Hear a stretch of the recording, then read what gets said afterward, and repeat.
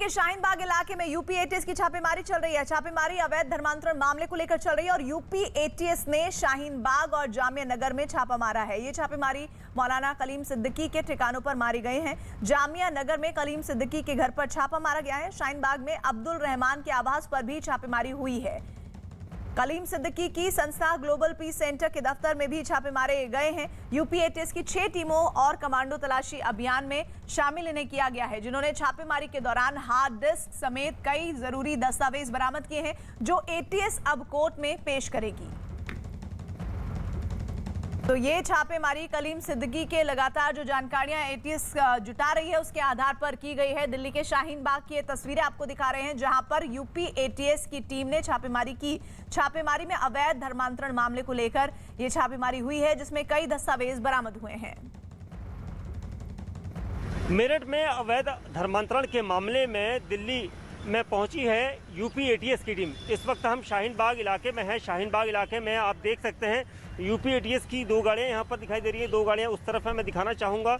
यहाँ पर UP ATS के अधिकारी पहुँचे हैं, क्योंकि अवैध धर्मांतरण के मामले में मेरठ से गिरफ्तार मौलाना कलीम सिद्दीकी के साथ ही कई लोगों की गिरफ्तारियाँ हुई थी। और ये देख सकते हैं यूपी पुलिस की टीम यहाँ पर पहुँची है। कमांडो से भरी हुई टीम है, क्योंकि यहाँ पर कई गाड़ियों में अधिकारी पहुँचे हैं और सभी ने कुछ भी कहने से इनकार कर दिया। लेकिन ये सूत्रों के मुताबिक ये पता चला है कि यहाँ पर मदरसा और साथ ही मौलाना का एक आवास है, जहाँ पर सर्च किया गया था। कोर्ट के आदेश के बाद ये सर्च अभियान किया गया था और जिसके बाद टीम यहाँ पहुँची थी और अभी भी टीम अंदर है और किसी को जाने नहीं दिया जा रहा। ये कहा जा रहा है कि अवैध धर्मांतरण का जो मामला है, जिसमें विदेशों से यहाँ पर करोड़ों की फंडिंग हुई थी और अवैध धर्मांतरण को अमली जामा पहनाया जा रहा था, इसमें कई लोगों की गिरफ्तारी हुई है। मौलाना कलीम सिद्दीकी के जितने भी यहाँ पर टच हैं शाहीन बाग में, उसको लेकर ये सर्च अभियान किया गया था, जिसमें हार्ड डिस्क और कुछ चीज़ें ऐसे दस्तावेज बरामद हुए हैं एटीएस को, जो एटीएस अब उनकी जांच कर रही है। और ये कहा जा रहा है कि ये सर्च अभियान कम से कम 5 से 6 जगह पर हुआ था। कैमरामैन टोजी जॉर्ज के साथ दीपक बिष्ट, न्यूज़ 18 इंडिया, दिल्ली। और इस खबर पर हमारे साथ हमारे सहयोगी दीपक बिष्ट जुड़ गए हैं। दीपक, कितने घंटे हो गए हैं यूपी एटीएस की टीम को इस छापेमारी को करते हुए, और साथ ही अभी तक क्या महत्वपूर्ण दस्तावेज हासिल हुए हैं? ये साफ तौर पर यह है कि लगभग 6 घंटे का समय हो चुका है। जी दीपक।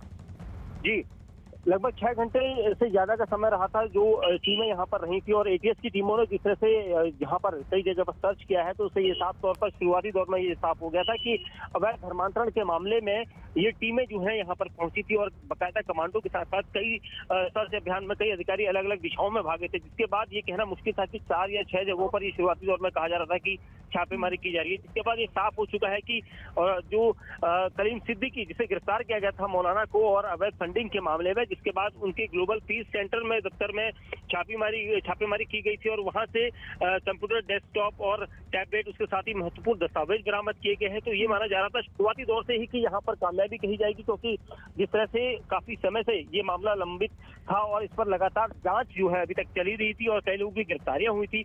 मौलाना कलीम सिद्दीकी के यहाँ पर कहाँ पर मूवमेंट थी, कहाँ पर उनके आवाज थे, किस जगह पर, क्योंकि उनकी ट्रस्ट को भी लेकर यहाँ पर जांच की गई थी, तो जिसके बाद ये तलाशी अभियान जो है लगातार जारी था।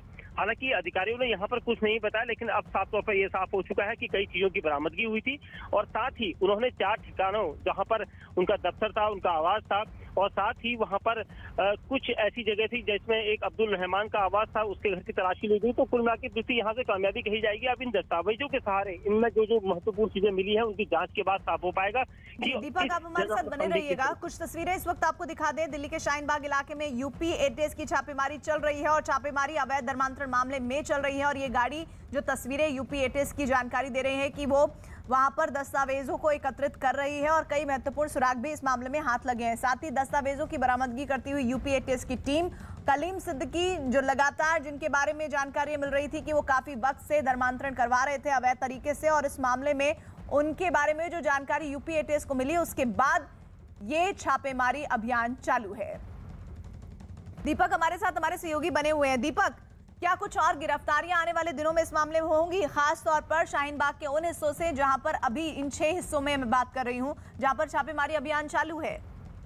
बल्कि निश्चित तौर पर किसी इससे इनकार नहीं किया जा सकता है, क्योंकि मुंबई जो यूपी एटीएस की टीम सुबह से यहाँ पर पहुंची थी, लगभग 10:30 बजे जब से पहुंची थी, तब से उसे हर उस लोकेशन पर जो वहां से पहले से चिन्हित करके आई थी, कई जगह पर नोटिस भी चिपकाए गए हैं, ये हमें जानकारी में मिला है। और वहां पर पहुंचकर उन्होंने जिस तरह से सर्च अभियान शुरू किया था, उससे ये साफ तौर पर जाहिर था कि कुछ ना कुछ ऐसा दस्तावेज वो हासिल करना चाहते हैं जो अवैध धर्मांतरण से जुड़े हुए होंगे, क्योंकि कलीम सिद्दीकी की जब गिरफ्तारी हुई थी, मेरठ से उनकी गिरफ्तारी की गई थी और वहां पर से ही अवैध धर्मांतरण के मामले में उनके पास जो विदेशों से करोड़ों की फंडिंग को लेकर मामला उठा था, उन पर सवाल उठ रहे थे, उन पर आरोप लगाए गए थे। उसके बाद से ही लगातार कई और भी लोग इस पूरे मामले पर रडार पर हैं और ये माना जा रहा है कि शाहीन बाग में जिस तरह से उनके ट्रस्ट को संभालने वाले या उनके यहाँ पर आवास में जो लोग रहते हैं उनसे भी पूछताछ हो सकती है। लेकिन आज फिलहाल सर्च अभियान था और इस सर्च अभियान में काफी कुछ हासिल किया गया है यूपी एटीएस के द्वारा, क्योंकि लैपटॉप साथ साथ की इलेक्ट्रॉनिक गैजेट और कुछ दस्तावेज ऐसे मिले हैं जिनसे आगे जांच में कई लोगों के नाम सामने आ सकते हैं और उनकी गिरफ्तारियां हो सकती है। और कलीम सिद्दीकी के इस वक्त जो जानकारियां हासिल हुई है उसमें शाहीन बाग का ही हिस्सा है, लेकिन कुछ और ठिकाने जिनके बारे में यूपी एटीएस को जानकारी मिली हो?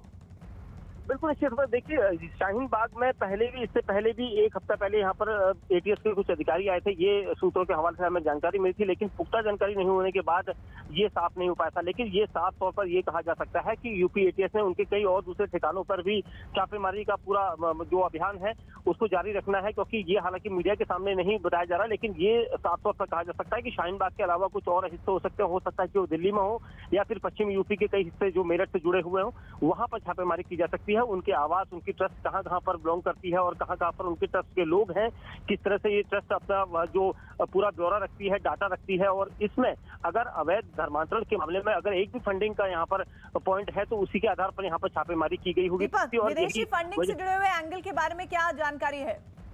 देखिए, विदेशी फंडिंग के मामले में अभी तक ये साफ हो पाया है कि जो भी फंडिंग हुई थी वो कई खातों में थी, जिसमें शाहीन बाग के भी कुछ खाते हो सकते हैं, ऐसा ये अनुमान लगाया जा रहा है। और यही वजह है कि ट्रस्ट के नाम पर भी ये फंडिंग हो सकती है और ट्रस्ट के नाम पर जो फंडिंग है उसमें जो दस्तावेज ट्रस्ट से बरामद किए गए हैं, जो ग्लोबल पीस इनकी फंडिंग जो यहाँ पर इनकी संस्था चलाई जा रही थी, उसके नाम पर अगर फंडिंग हुई है तो उसके आधार पर कई बड़े नामों के और खुलासे हो सकते हैं प्रीति। और सबसे बड़ी चीज है कि करोड़ों की रकम को जो है अवैध धर्मांतरण के मामले में फंड किया गया था, ताकि लोगों को, युवाओं को इसको भ्रमित करके जो है धर्मांतरण के मामले में बहकाया जाए और इस तरह से इस फंडिंग का